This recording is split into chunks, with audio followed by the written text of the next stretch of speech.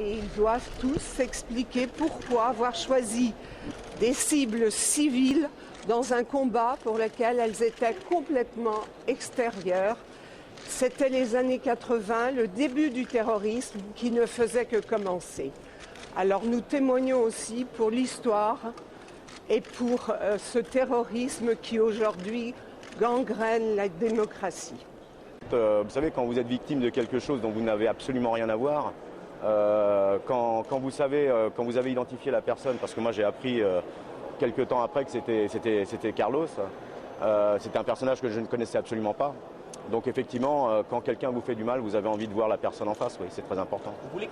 Il est toujours aussi révolutionnaire. Maintenant, l'avantage, c'est qu'il fait sa révolution dans sa cour de prison.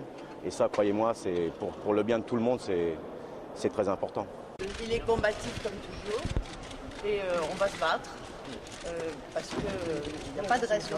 30 ans après, et 17 ans après son enlèvement par l'État français, l'institution judiciaire qui dépend de la République française et de cet État se permettent de juger pour faire de la propagande au profit de d'autres intérêts que ceux de la justice.